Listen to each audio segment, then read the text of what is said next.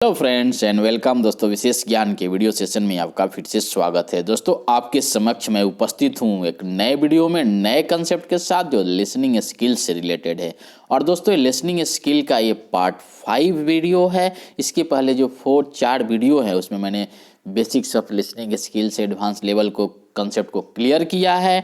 अगर मेरा रिक्वेस्ट है दोस्तों, अगर आप पहले के वीडियो को नहीं देखे हैं तो कृपया उनको देख लीजिए ताकि आपको आने वाले कंसेप्ट है अच्छे से समझ में आए। और मैंने पहले ही बताया है कि ये जो हमारा जो कोर्स है और ट्रेनिंग के फॉर्म में जो वीडियो है एक सीरीज़ में है और एक दूसरे का कंसेप्ट पहला वीडियो का दूसरे वीडियो से लिंक्ड है, तो इसलिए प्रीवियस वीडियो को देखना बहुत ही ज़रूरी है। तो दोस्तों इस वीडियो का जो टॉपिक है लिसनिंग स्किल का नंबर 5 वीडियो है, यानी कि पार्ट 5 है। और इसमें जो टॉपिक डिस्कस करने जा रहे हैं वो है बैरियर टू एक्टिव लिसनिंग, यानी कि एक्टिव लिसन में क्या क्या बैरियर होता है, क्या क्या रुकावटें पैदा होती है। अगर अच्छे जो श्रोता हैं वो अच्छे से कोई चीज़ को सुन नहीं पाते, अच्छे श्रोता नहीं बन पाते, उनके क्या कारण है, उस टॉपिक को इस वीडियो में मैं डिस्कस करने जा रहा हूं। और इसमें हम डिस्कस करेंगे एक्टिव लिसनिंग के बारे में, फिर से हम रिमाइंड करेंगे, फिर बैरियर टू एक्टिव लिसनिंग के बारे में डिस्कस करेंगे। तो दोस्तों आपको एक बार रिमाइंड करना चाहते हैं कि इफेक्टिव लिसनिंग क्या होता है। इफेक्टिव लिसनिंग की अगर हम बात करें तो effective listening is a skill using multiple senses to comprehend the message being sent by the speaker. ये तो जनरल डेफिनेशन हो गया। अगर हम बात करें तो एक्टिव लिसनिंग में क्या होता है, जो आदमी होता है वो अच्छे से बात को आपको सुनता है, इंटरेस्ट शो करता है, उस पर अमल करता है और आपको बोर नहीं फील होने देता है। और आपसे जो मैसेज लेता है वो केवल सुनता नहीं, उसको एनालाइज करता है, उनको इंटरप्रेट करता है, उनको एनालिसिस करके फीडबैक और एक्नॉलेजमेंट देता है ताकि पूरा कम्युनिकेशन का जो प्रोसेस है कंप्लीट हो जाता है। उसी को हम बोलते हैं इफेक्टिव लिसनिंग। उसके बाद अगर हम एक्टिव लिसनिंग की बात करें तो क्या होता है, ये जो आदमी एक्टिव लिसनिंग में पार्टिसिपेट करता है, जो एक्टिव लिसनर होता है, होल प्रोसेस ऑफ कम्युनिकेशन को कंप्लीट कराता है और कंसंट्रेट होकर चीज़ों को सुनता है, समझता है, उसको एनालाइज करता है और फुल एनर्जी के साथ इंटरेस्ट शो कर सकता है, डिस्ट्रैक्टेड नहीं होता है। उसको हम क्या बोलते हैं, एक्टिव लिसनिंग बोलते हैं। उसके बाद अगर हम बात करें बैरियर्स टू एक्टिव लिसनिंग की, जो हमारे एक्टिव लिसनिंग में क्या क्या बैरियर्स हैं, क्या क्या रुकावटें हैं, क्या क्या अवरोधक हैं जो एक्टिव लिसनिंग को नहीं होने जाता है और हमारा जो श्रोता है एक्टिव श्रोता नहीं बन पाता है। तो इसके कई रीजन हैं, जैसे इन्वायरमेंटल इफेक्ट हो सकता है, उसके बाद ये इसका फिजियोलॉजिकल हो सकता है, फिर साइकोलॉजिकल हो सकता है, एटीट्यूडनल प्रॉब्लम हो सकता है, कल्चरल से रिलेटेड प्रॉब्लम हो सकता है, आपके कंटेंट के माध्यम से भी अगर कंटेंट में इशू है उसके चलते भी एक्टिव लिसनिंग नहीं हो पाती है। उसके बाद पर्सनल होता है, फिर डिसइंटरेस्टनेस होता है, फिर क्या होता है निगेटिविटी टुवर्ड द स्पीकर होता है और लास्ट जो होता है डीप रूटेड बिलीव्स। तो ये दोस्तों जो 10 पॉइंट है, 10 मेजर बैरियर हैं जो हमारे एक्टिव लिसनिंग में आते हैं। और एक्टिव लिसनिंग नहीं कर पाता है कोई व्यक्ति, क्या चाहे इफेक्टिव लिसनिंग नहीं कर पाता है, अच्छा एक श्रोता नहीं बन पाता है, उसके ये मेजर रीजन है। तो इनको हम एक एक करके एक्सप्लेन करते हैं कि क्या है, इन्वायरमेंटल क्या है, फिजियोलॉजिकल क्या है, साइकोलॉजिकल क्या है, एटीट्यूडनल क्या है, कल्चरल क्या है, कंटेंट से रिलेटेड क्या है। हम एक एक करके इन टॉपिक के बारे में डिस्कस करते हैं। पहला जो है इन्वायरमेंटल बैरियर है। इन्वायरमेंटल बैरियर क्या है, इन्वायरमेंटल जैसे कि आपका फिजिकल डिस्ट्रैक्शन हो सकता है, आपका प्रॉब्लम इन चैनल हो सकता है। मान लीजिए कि जिस चैनल के माध्यम से हम बात करते हैं उसमें कुछ इशू है और सही से इन्फॉर्मेशन और सही से हमारा मैसेज नहीं जा रहा है, तो भी हो सकता है। उसके बाद आपका फिर मैसेज ओवरलोडेड हो सकते हैं।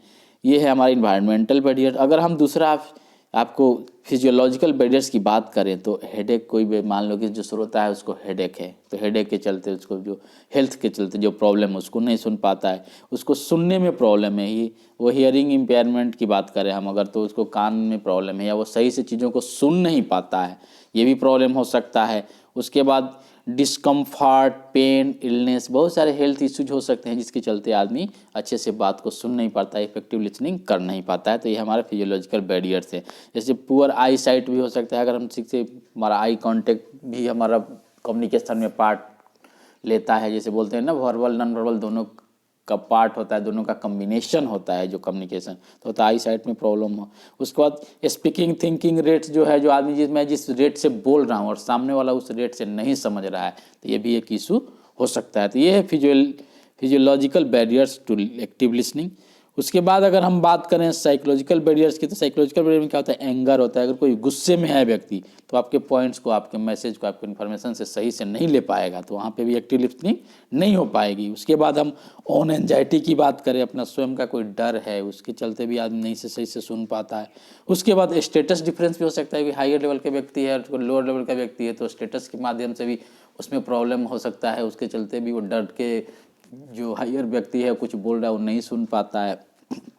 चाहे लोअर व्यक्ति स्टेटस का कोई व्यक्ति, हायर व्यक्ति उसको नहीं सुन पाता है, तो ये भी प्रॉब्लम हो सकती है, इसको साइकोलॉजिकल बैरियर बोलते हैं। फ्रस्ट्रेशन हो सकता है, अगर आप फ्रस्ट्रेटेड हैं तो आप सही से कम्युनिकेशन में पार्टिसिपेट नहीं कीजिएगा। जब सही से कम्युनिकेशन में पार्टिसिपेट नहीं कीजिएगा तो सही से चीज़ों को आप नहीं सुनिएगा। ये तो रहा साइकोलॉजिकल बैरियर। अगर हम बात करें एटीट्यूडनल बैरियर्स के बारे में, तो प्रिजुडिस हो जाती है। वाले क्या करते हैं लोग, कुछ आदमी को देखते हैं उसके बारे में वो एक धारणा बना लेते हैं, वो भी एक प्रॉब्लम हो जाता है। जैसे मान लीजिए किसी का ड्रेस, उसका स्पीकिंग स्टाइल, अपीयरेंस को देखकर, उसके गेस्चर पोस्चर को देखकर हम अनुमान लगा लेते हैं, उसके चलते भी हम नहीं सुन पाते। जेंडर एंड कलर का प्रेफरेंस भी हो जाता है, status and stereotype, effective critical thinking, ये सब क्या है, ये प्रेजुडिसेस के रीजन है। तो प्रेजुडिसेस अगर आप कर लीजिए पहले से, आप अगर आपकी माइंड सेट बना लीजिएगा तब भी आप नहीं सुन पाइएगा ठीक से। दूसरा है प्री ऑक्यूपेशन, यानी कि आप कहीं ऑलरेडी पहले से आपका ध्यान कहीं और है, प्री ऑक्यूपाइड है, तभी आप अच्छा से नहीं सुन पाइएगा, एक्टिव लिसनिंग नहीं हो पाएगी। उसके बाद एक कैजुअल एटीट्यूड, कैजुअल अप्रोच है, तो भी आप अच्छे से नहीं सुन पाइएगा। ईगोसेंट्रिक हैं, अगर ईगोसेंट्रिक का इशू, अगर ईगो आ गया आदमी में तो भी आप बात को आपको नहीं सुन पाता है। तो ये सब चीज़ें क्या है, एटीट्यूडनल बैरियर हैं हमारे एक्टिव लिसनिंग के लिए। उसके बाद अगर हम नेक्स्ट की बात करें कल्चरल बैरियर्स, तो कल्चरल बैरियर बहुत बड़ा रोल प्ले करता है। जैसे एक्सेंट की हम बात करें तो जैसे साउथ इंडियन कोई बोल रहा है, कोई नॉर्थ इंडियन बोल रहा है, उस तरह से अगर जो कल्चर में डिफरेंस है तो उनके एक्सेंट में डिफरेंस आएगा, तब भी हमको सुनने में प्रॉब्लम होती है। इन चीज़ों को ध्यान रखने की ज़रूरत है। उसके बाद है difference choices of words, pronunciation and many other reasons. Pronunciation भी एक बहुत बड़ा फैक्टर है। जो अलग अलग कल्चर के लोग होते हैं उनका प्रोनाउंसिएशन अलग होता है, तो हमको एक प्लेटफॉर्म पे आना चाहिए, और किसी जब कॉमन भाषा लैंग्वेज का यूज करते हैं तो उसका एक्चुअल जो करेक्ट प्रोनाउंसिएशन है उसको हमको यूज करने की ज़रूरत है। उसके बाद स्पेंड टाइम वेरीज कल्चरली, समय के हिसाब, जो कल्चर के हिसाब से समय जो हम स्पेंड करते हैं वो भी एक बहुत बड़ा फैक्टर है। तो ये रहा कल्चरल बैरियर। उसके बाद अगर हम बात करें कंटेंट्स बैरियर की, हम जो रहा कंटेंट्स है, जिस टॉपिक पे हम कम्युनिकेट कर रहे हैं, जिस टॉपिक पे हम बात कर रहे हैं, जिस टॉपिक के बारे में इन्फॉर्मेशन दे रहे हैं, मैसेज दे रहे हैं, उसके कंटेंट्स के चलते भी इशू हो सकता है, जैसे एक्टिव लिसनिंग नहीं हो पाएगी। जैसे मान लीजिए कि लिसनर जो है, आप कोई टॉपिक पर बात कर रहे हैं और लिसनर जो है ऑलरेडी उस टॉपिक के बारे में जानता है, तभी कभी इंटरेस्ट होकर आपके बातों को सुनेगा, तो एक्टिव लिसनिंग नहीं हो पाएगी। उसके बाद जो लिसनर है नोइंग टू लिटिल, दूसरे तरह से अगर देखें कि एक तो बहुत अच्छे से जानता है, दूसरा अगर उसको उस टॉपिक के बारे में थोड़ा भी नॉलेज नहीं है तो उसको बोर फील करेगा, वो समझ नहीं पाएगा, तो वहाँ पे भी एक्टिव लिसनिंग नहीं हो पाएगी। उसके बाद अगर हम listener does not interested in subject of discussion, मान लीजिए कि कोई उसके मतलब का टॉपिक ही नहीं है, सब्जेक्ट ही नहीं है, तभी वो इंटरेस्टेड होकर नहीं सुन पाएगा। उसके बाद listener hard it all before, मान लीजिए कोई लिसनर पहले से इस टॉपिक को सुना है, तभी वो इंटरेस्टेड होकर नहीं सुन पाएगा। उसके बाद content is too difficult to understand, आपका जो टॉपिक है उसका जो कंटेंट है उसमें जो समझने की लेवल के जो टॉपिक आप इंक्लूड किए हैं वो बहुत ही टफ है, जो लेवल काफ़ी उसमें हाई लेवल का है, जो लिसनर्स को समझ में नहीं आ पा रहा है, तो वहाँ पे भी एक्टिव लिसनिंग नहीं हो पाएगी। उसके बाद कंटेंट इज रिपीटिव हो गया, मान लीजिए कंटेंट बार बार इसी को रिपीट कर रहे हैं, कि चीज़ को बार बार रिपीट करते हैं, लोग बोर हो जाएंगे, आपकी बातों को नहीं सुनेंगे, तो वहाँ पे भी आपकी एक्टिव लिसनिंग नहीं हो पाएगी। तो ये रहा कंटेंट से रिलेटेड जो बैरियर जो हमारे एक्टिव लिसनिंग में होता है। इन चीज़ों को ध्यान रखना चाहिए कि हमारा किस लेवल का कंटेंट है, जो हमारे लिसनर किस लेवल के हैं, क्या डोमेन है, क्या टॉपिक पे हम बात करें, सब चीज़ को पहले से ही समझकर और ऑडियंस ओरिएंटेड होना चाहिए हमारा कम्युनिकेशन।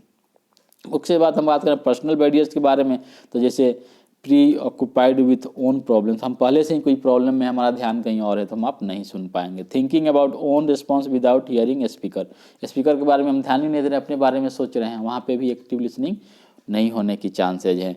उसके बाद अगर looking for opportunity to interrupt, बार बार क्या करते हैं लोग, जनरली देखा गया है कि टॉपिक पे ध्यान नहीं देंगे और कोशिश करेंगे कि बीच में इंटरप्ट करें, अपना इंटेलिजेंसी शो करें।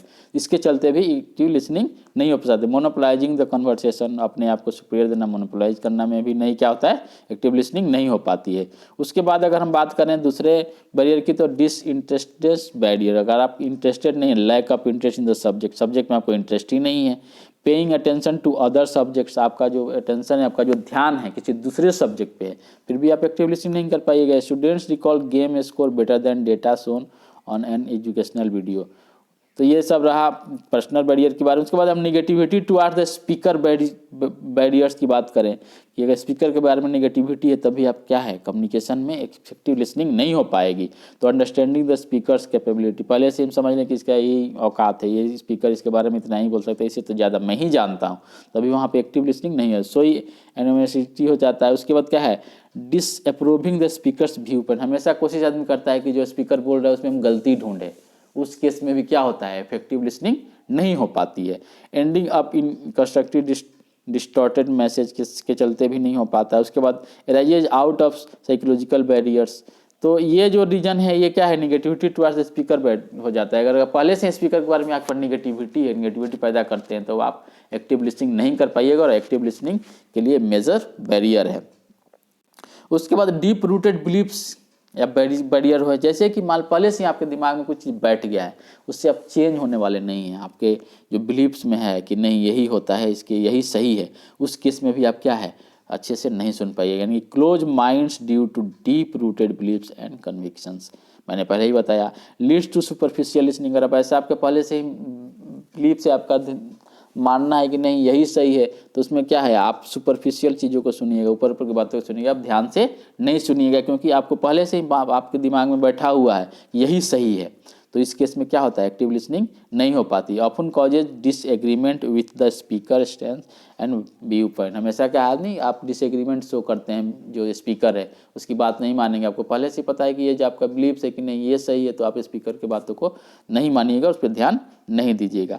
उसके बाद अब समय आ गया इस वीडियो को समराइज करने का दोस्तों। तो मैंने बताया कि एक्टिव लिसनिंग क्या है, उसको मैंने रिवाइज किया और उसके बारे में एक्सप्लेन किया। फिर मैंने बताया कि क्या क्या बैरियर्स हैं, क्या क्या बाधाएं हैं, क्या क्या रुकावटें हैं जो एक्टिव लिसनिंग को नहीं होने देती हैं। हमारा जो श्रोता है एक एक्टिव श्रोता नहीं बन पाता है, उसके मैंने कुछ 10 पॉइंट्स बताए जो मेजर रीजन है, उस पर हमको ध्यान देने की ज़रूरत है, ताकि हम कम्युनिकेशन को एक फ्रूटफुल कम्युनिकेशन बनाएं और लोग कम्युनिकेशन साइकिल को, कम्युनिकेशन प्रोसेस को अच्छे से कंप्लीट करें, हमारे बातों को समझें, मैं उनके बातों को समझूं और एक दूसरे को हम फीडबैक दें, एक्नॉलेज करें कि हाँ हमारा कम्युनिकेशन पूरा हुआ और हम जो कहना चाहते हैं उसको सही से कह दिए।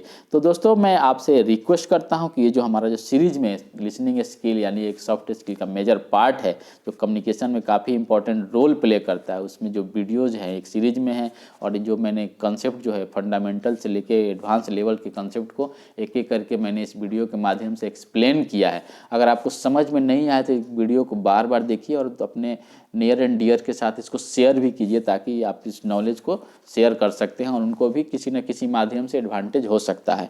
तो मैं आशा करता हूं कि ये जो मेरा वीडियो है जो लिसनिंग स्किल पे है, आपको कहीं ना कहीं किसी न किसी फॉर्म में आपके लाइफ में सक्सेसफुल होने के लिए मदद करेगा। तो इसको देखिए और दोस्तों मिलते हैं आपसे फिर हम नए वीडियो में जो लिसनिंग स्किल से रिलेटेड होगा और नए कंसेप्ट के साथ होगा। तब तक आप अपने लाइफ को एंजॉय कीजिए, हंसते रहिए, मुस्कुराते रहिए और अपने लक्ष्य के प्रति अग्रसर होकर काम कीजिए ताकि आप अपने लक्ष्य को प्राप्त कर सकें। थैंक यू दोस्तों, और मैं आशा करता हूं कि आपका आने वाला जो समय है आपके लिए बहुत ही सुखमय और लाभकारी हो।